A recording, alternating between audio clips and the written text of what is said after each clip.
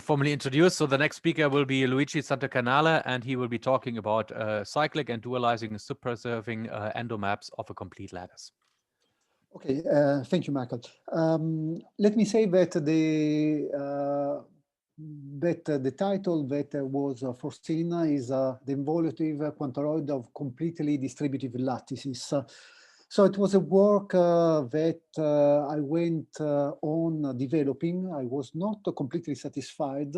So it has ended up in some more results that I presented later at applied category theory. So I think it's interesting to present to you a bit the general history, not just part of it. Okay, so this is the plan, linear negation in nature. I'll tell you how I did come, what is the problem, how did I come to this.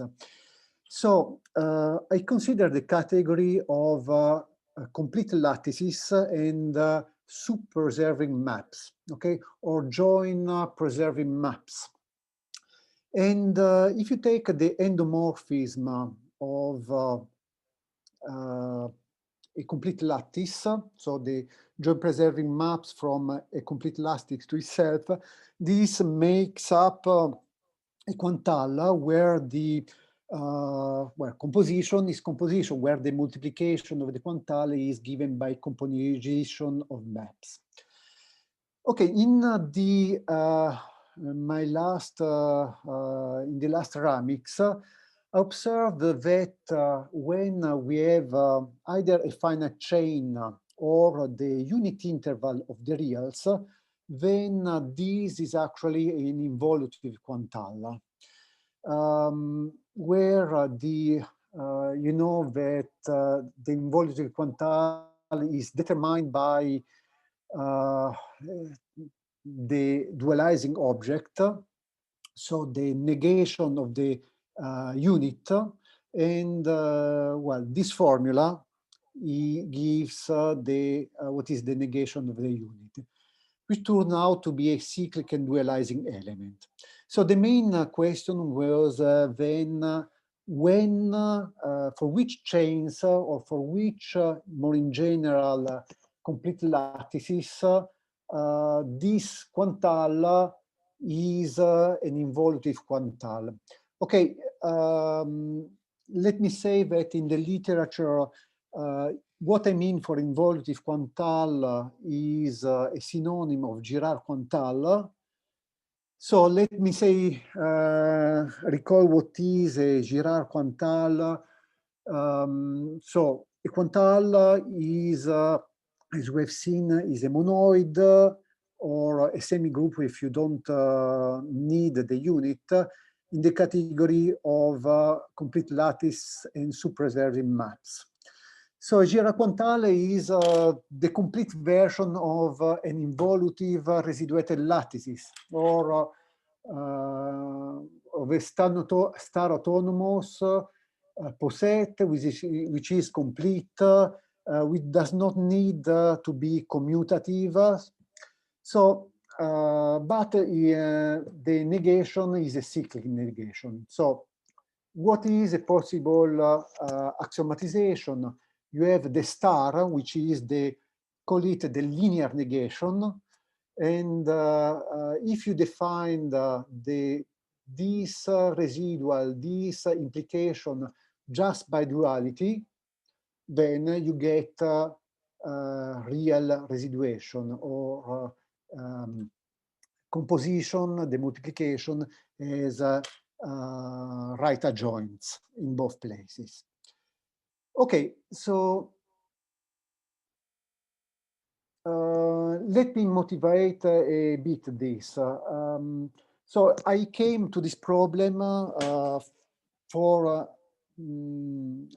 a completely different reasons, but then I went on investigating, and if you are an enthusiastic of linear logician, you will see that there are many things that pops up, not just because we are dealing with residuated lattices.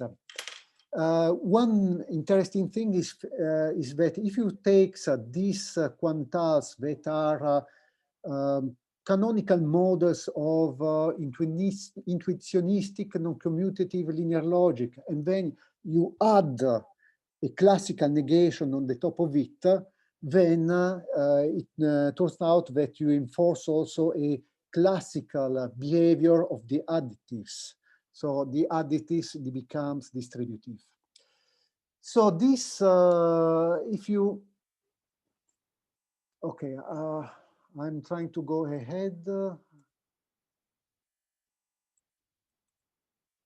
Okay, so if you're interested in weakening relations, taking account that if you have the downset of a poset, this form a complete lattices, and you consider these quantals of endomaps from this downset of P to itself, this is up to isomorphism, the quantal of weakening relations. So we have seen another talk where the structure of joint endomaps of a complete lattice is at stake. And finally, yesterday there was a provocative question, well, we should shift from the category of sets to the category of relations. Yes, but the category of relation, I will talk quite a lot of this category of lattices, and the category of relation is just a subcategory of it. Okay, let me carry on. Okay, when this quantal has a linear negation, so it pops out that there is this Ranis transform, which is defined in this strange way, okay? G join, so you take any function, endo function from L to L, and this expression turns this function into a joint preserving function. At this point, what we can do, we can take a joint preserving function, take its right adjoint, and then apply this transformation. Okay, so we can define a linear negation in this way. And let me see if I can write this formula. It's really something which recalls, take a relation, take the converse, and then take the complement of this. Okay, so what I observed at some point that if you have a completely distributive lattice, then this quantal with this definition of the star is a Girard quantal. Okay, so actually this is a characterization. This is a Girard quantal if and only if this lattice is a completely distributive lattice. I won't say what is a completely distributive lattice, just imagine a big equation letting the joints go through the midst as infinite distributivity. Okay. Okay, another way of presenting what is a Girard quantal is by saying that there is an element which is a cyclic and dualizing. And then you can define the linear negation as the implication to this cyclic and dualizing element. And this is just an alternative point of view.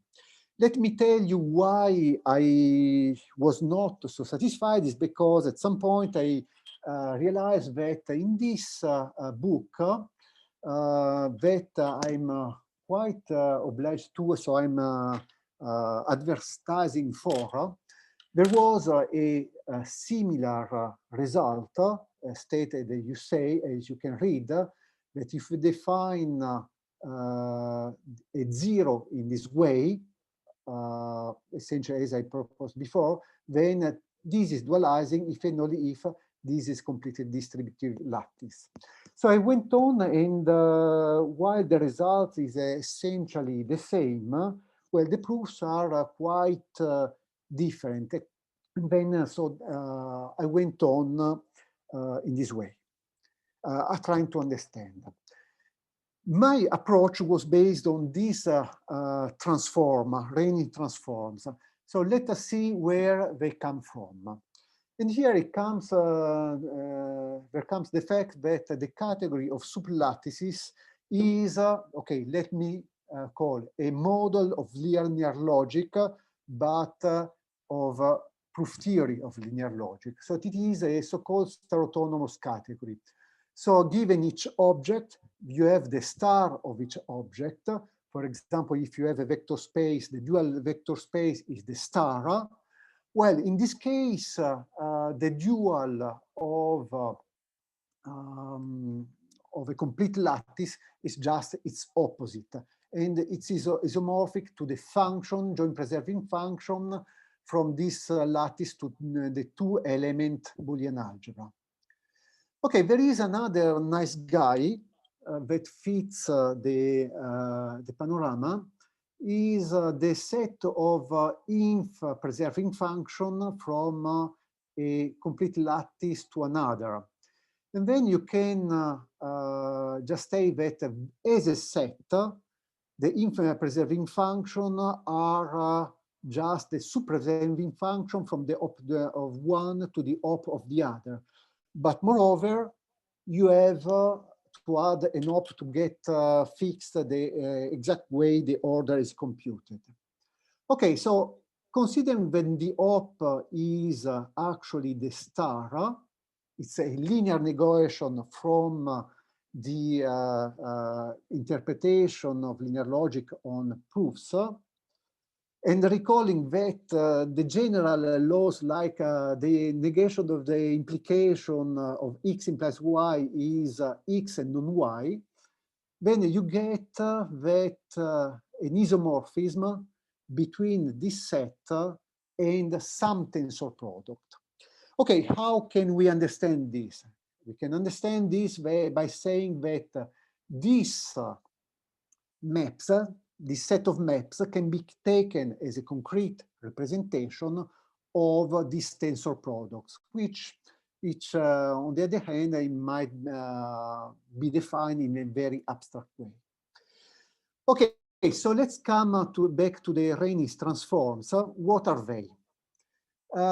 So as you see how I've used, I take the right adjoint of a joint preserving function. It's something which lives inside this space, and this Rayleigh transform, I transform it in a joint preserving function. Fine. But I've argued also that this is a tensor product. While if you think a bit of linear logic, a function space, you can represent it as a par or a cotensor, I would call it. And if you see, this Rayleigh transform are nothing else as of a mixed map from a tensor to a cotensor that arise in the general case where the unit for the tensor is the same of the unit of the cotensor. Here, the unit of the tensor is the two-element Boolean algebra. Okay, so let me say that these are observations that goes back to the late 80s, and then there is a big bunch of categorical proof theory of the mixed map of linear logic within the mixed map, where these things were realized already. So let me go even back. I mentioned Rayleigh. So Rayleigh's worked in 50s, 60s, and did a bunch of works on completely distributive lattices. In particular, he proved that if you take this map, then this is surjective or equivalently even injective if and only if this lattice is completely distributive.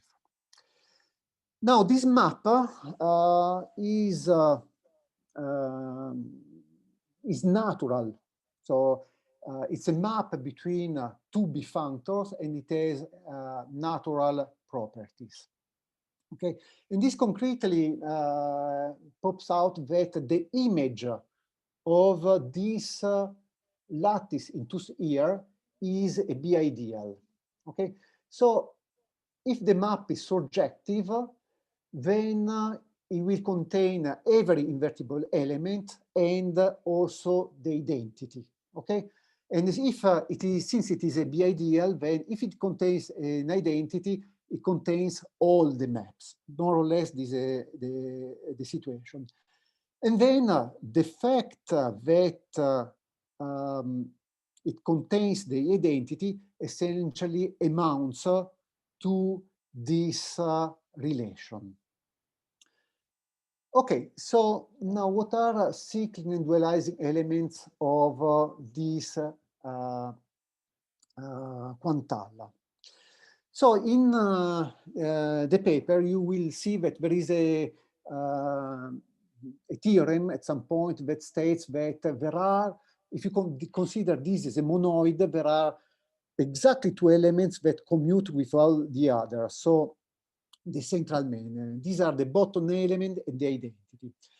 And on the other hand, it was proved that there are two cyclic elements at most.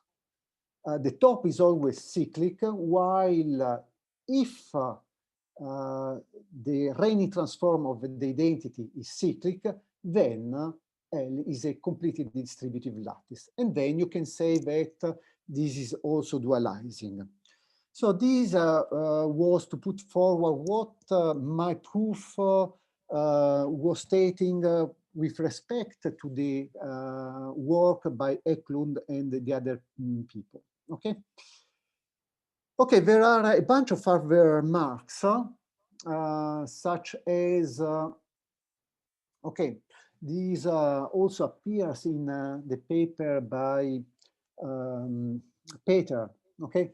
There are nice things that you can say using the algebra of residuated lattices. So such a quantale satisfies this relation if and only if the lattice is a chain.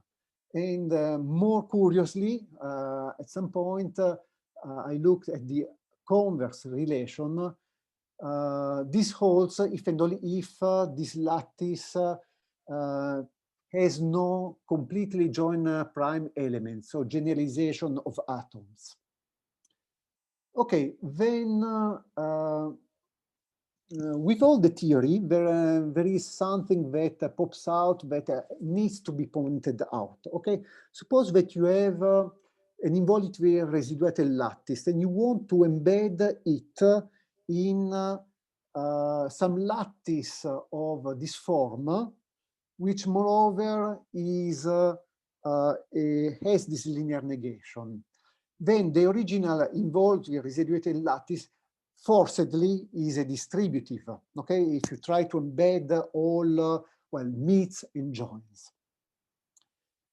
Okay, then there was this other observation that actually this is not a structure which is local to each L, but you can fit, show that this structure is uniform along all the category of sublattice. So if you take just the completely distributive lattice, this will form a Girard quantaloid. Okay, let me just mention that Girard quantaloids are a generalization of Girard's quantals, multi-object generalization of Girard quantals. Okay, there is another remark important to put forward, is that the point of Hicks and Rowe in their paper of the late 90s is that the completely distributive lattices are the nuclear object in the category sublat. And essentially, this means that this completely distributive lattices are the greatest category, subcategory of sublat, which is compact closure. Okay, said in brief, where the tensor is equal the cotensor. For example, how it happens in the category of relations. Okay, so let me go forward. I mentioned before that there is a relation to central elements and cycling elements. Indeed, if you have a Girard-Quantale, then taking the linear negation will put in rejection cycling elements with central elements.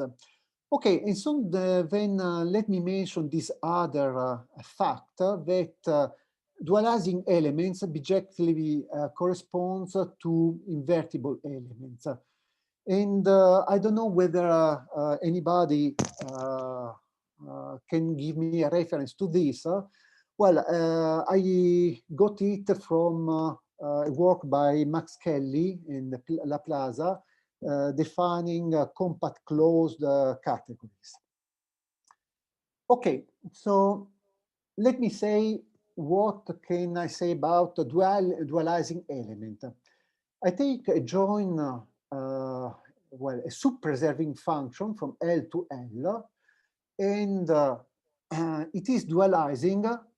If it is dualizing, then this process of taking the right adjoint of it and then transforming back to a joint preserving function via the Rényi transforms will give it that it is invertible. Okay, this object is necessarily invertible. And again, if it lies in the image of the Rényi transform, and since it is invertible, okay, it follows that the image of the Rényi transform is the full lattice, and therefore L is a completely distributive lattice using the results by Rényi. Okay, this what does it mean? Is that okay? I'm trying to go ahead. Yeah, that okay. In the book by Eklund, they call a Frobenius quantale a quantale with just a dualizing element, and even here. So if you have a Frobenius quantale, then it will follow that well, the image of the identity via the Rényi map is a cyclic and dualizing element. So we have a Girard-Quantale and everything is completely distributive. Okay, so overall, this proposition plus the folklore statement that I mentioned before states that an element is dualizing if and only if the underlying lattice is completely distributive and this object is invertible. Okay, let me mention the next step, the following step. We have seen how to, the linear negation is a autodual involution of this quantale. In general, what can we say about this being autodual without asking the linear negation to be a linear negation in the sense of involutive residuated lattice? So what we can say is that every linear negation will arise in the following way. So generalizing a bit this the reasoning, when one arrives to state that if I have a finite lattice and this lattice of joint endomorphism is autodual, then again this lattice is completely distributive. Since we are in the finite case, then it is distributive. Okay, so what still is open is can we generalize this to the infinite case? So if this is autodual, is this a completely distributive lattice? Okay, so I have no clue over there. So this argument relied really on counting arguments that cannot be repeated in this case. So good luck to myself and to yourself if you're willing to carry on. So let me put an end to my talk. So what I have essentially in this, I have a very clear characterization of what are cyclic and dualizing elements in this quantal. So the fact that this Girard quantal, this linear negation on this kind of lattice of quantals is canonical. Well, it is unique. It is uniform, meaning that you can make it a multi-object Girard quantal. And as soon as you have cyclicity, or as soon as you have just one side, either cyclicity or dualizing, then you have all the rest. For the future, I went to investigate these things because I was stuck with the problem when C is a chain, what I can embed into this quantal as a involutive residuated lattices. So I was studying question of equational theories. Then there is this nice connection between compact closed theory, compact closed category. I mentioned the notion of nuclear object, and then on the other side we have quantaloids. So what is really the relation? Can I define the quantaloid in the category of vector space? I guess yes. Okay, there is something to study there. Then I mentioned that, well, sublattice is a category which extends res. Do we have any nice axiomatization of this category? There are many axiomatization of the categories of relation. Well, why don't we have a look at this one? Probably you have already done a bunch of this work. If so, please let me know. So there was this question of the last slide. And then let me say that I enjoyed very much the question about counting in lattice of endomorphism. So, okay, so I think that the structure that I've been studying to obtain this kind of results is will be useful to understand better the internal structure of these lattices when, in particular, when L is a finite lattice. Okay, I finished 3 minutes in advance. Okay, thank you very much. Yeah, let us thank Luigi for this nice presentation. Okay, are there any questions or comments? Yeah, Peter? Yeah, you said that the category of relations is too small, and that's why you wanted to expand it. Is it possible to say exactly why this is? Well, no, so it was more a provocative question, but well, as you go from set to relation, and then you can characterize the category of sets of relation, starting with the category of sets. Well, this in principle, you can do it also with the category of relation is the Kleisli category of the power set. Mm-hmm. Okay, sublattice is the Eilenberg-Moore category of this. So there is some canonical way of going from one to the other, but it was a more provocative suggestion. But I'm getting more and more interested to the question, okay, so this is a category which is a model of linear logic, so it has the structure, it has the mix, it has, so what, it has some constants. If you take L for each element of L, there is a constant, almost constant function. So it's easy enough find. So can we arrive to, I mean, there have been many works on, well, I'm more on the side of categories. So I know that there have been the work by Carboni, Walters about Cartesian B categories.